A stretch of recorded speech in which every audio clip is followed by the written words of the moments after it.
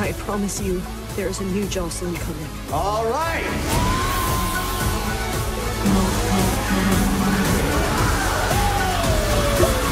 Bonjour à tous, c'est Antoine et j'ai une confession à vous faire. J'adore The Weeknd. Alors oui, j'ai pas vraiment la tête du toxic lover torturé et sensible, mais justement, je pense qu'il y a un truc assez cathartique chez moi à entendre la voix plaintive d'Abel Tesfaye parler de baise et de drogue à longueur de journée sur des beats R&B mixés à de la synthwave. Bon, plus précisément, je trouve que The Weeknd est peut-être l'un des artistes pop les plus passionnants de sa génération. Au-delà de la précision envoûtante de ses mélodies, et je ne parle pas que de Blinding Lights, il y a quelque chose de très mélancolique, de désespéré et de viscéral dans sa manière d'approcher sa musique. Il encapsule le mal-être de son époque et il le fait d'une manière qui est très visuelle, voire justement cinématographique. Ce n'est d'ailleurs pas un hasard si l'album After Hours cite le film de Martin Scorsese. The Weeknd traite d'un rise and fall permanent, que ce soit du succès, des sentiments ou de l'addiction. Et ça parle beaucoup à mon cœur d'adolescent qui se croit bien plus dark qu'il n'est réellement. En tout cas, je dois pas être le seul à être fasciné par le monsieur puisqu'on a pu le voir jouer son propre rôle dans Uncut Gems des frères Safdie. Mais désormais, Abel Tesfaye est à la fois l'un des acteurs principaux et l'un des auteurs de The Idol, la nouvelle grosse série d'HBO chapeautée par Sam Levinson, le papa d'Euphoria. Donc forcément, j'ai été assez impatient, d'autant que son scénario, à base de pop stars manipulés par un impresario chelou, semblait être une extension de la persona de l'artiste et de ses thèmes de prédilection. Sauf qu'entre-temps, The Idol a été le sujet de polémiques, suite à un article de Rolling Stone qui est revenu sur sa production chaotique.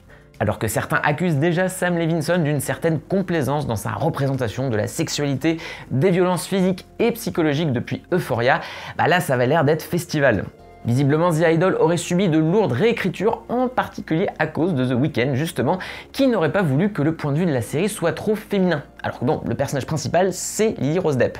Ajoutez à ça le fait que la série serait à fond dans une romantisation de la masculinité des plus toxiques, voire sur des fantasmes de viol, et forcément ça a enflammé internet. Mais ça n'a pas empêché le Festival de Cannes de présenter hors compétition les 2 premiers épisodes de la série, parce que Thierry Frémaux aime bien ça depuis quelques temps. Donc bien sûr, j'étais curieux de voir ça, autant pour mon fanboyisme musical que pour assister à une potentielle catastrophe. Et au final, c'est plus compliqué que ça. Petite précision, je vais éviter de spoiler, étant donné qu'à l'heure où on sortira cette vidéo, The Idol n'aura que son premier épisode de disponible sur Prime Video via le pass Warner. Mais je vais quand même baser ce ressenti sur les 2 épisodes que j'ai pu voir, et je ferai un compte rendu sur le site d'Écran Large une fois qu'on aura tout vu. Alors déjà, pour revenir à la base, The Idol raconte l'histoire de Jocelyn, une pop star hyper populaire, mais qui traverse une période difficile après le décès de sa mère. On comprend qu'elle a dû annuler une tournée et qu'elle a un peu perdu en popularité. Mais alors qu'elle s'apprête à lancer un nouveau single qui ne lui convient pas, elle fait la rencontre de Tedros, un gérant de boîte de nuit assez étrange mais qui lui permet de se réinventer. En tout cas, The Idol assume dès le départ sa dimension polémique et provocatrice, puisque la série débute sur un coordinateur d'intimité qui se retrouve enfermé dans les chiottes. Donc Levinson prend l'un des symboles les plus actuels du progressisme hollywoodien pour faire comprendre que ça lui casse un peu les bonbons. Le truc, c'est que le monsieur a, comme d'habitude, la subtilité de Gérard Larcher en pleine séance de yoga, même si la séquence est loin d'être inintéressante. Il y a une hypocrisie assez mordante puisque le coordinateur d'intimité cherche tellement à protéger l'image de Jocelyn et sa potentielle nudité lors d'un shooting photo que tout est lié à un contrat immuable. La chanteuse est tout autant objectifiée qu'avant puisqu'elle n'est même plus en possession de son propre corps. Bon, après, faut pas se mentir, cette idée sonne à la fois comme un doigt d'honneur et comme une excuse un peu facile, histoire de se dédouaner dès que la caméra sexualise à balle Lily Rose Depp. Si vous voulez faire un jeu à boire à chaque fois que ses fesses sont mises en valeur dans un plan, vous allez finir avec le foie en vrac. Mais pendant un moment où la tension monte autour d'une photo pornographique compromettante, il y a un truc assez fort qui se passe autour de la fabrique écœurante de la célébrité. The Idol se construit sur une gradation oppressante où les corps gesticulent tout en essayant de garder la face. Et il suffit d'une contre-plongée sur l'équipe de la pop star pour saisir son infantilisation par l'industrie qui la possède. La dépossession, voire la déshumanisation, prend plusieurs formes et visages, et la série est clairement à son meilleur lorsqu'elle devient finalement un biopic indirect sur la vie de Britney Spears. Lorsqu'il colle réellement à la condition de son héroïne désespérée, Levinson touche du doigt à la vulgarité d'une culture américaine abjecte, obsédée par la gloire et le fric, et qui digère ses talents comme de vulgaires bouts de viande. Le showrunner d'Euphoria rêve sans doute de faire son propre Showgirls, et le jusqu'au boutisme de sa mise en scène exhibitionniste s'en approche en de rares instants. C'est notamment le cas lors de la meilleure séquence de ce début de saison, un tournage de clip qui vrille petit à petit au cauchemar. Donc jusque là c'est plutôt intéressant. Mais le problème, et ça me fait mal de le dire, c'est The Weeknd. Et oui, parce que The Idol reste quand même un véhicule promotionnel à sa gloire dont il a écrit la trame avec Levinson. Et alors que la série voudrait sans nul doute critiquer un show business qui manipule et aliène de la pire des manières les femmes, au point de devenir une sorte d'ogre qui symboliserait une misogynie globalisée, elle se complaît pas mal dans le côté puant de cette imagerie. Et c'est malheureusement là que le bas blesse, et que The Idol se transforme en clip géant grotesque dont l'insolence se réduit à une succession de scènes de sexe ridicules.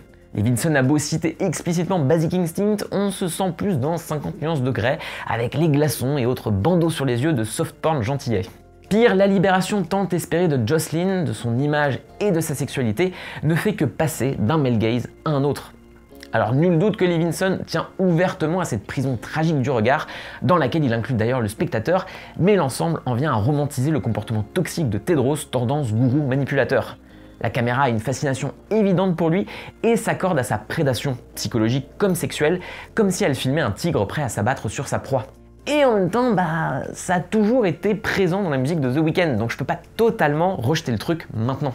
Ça me semble même être un peu le sujet de The Idol. Toute la mise en scène s'accroche à Jocelyn et au regard de ceux qui la dévorent.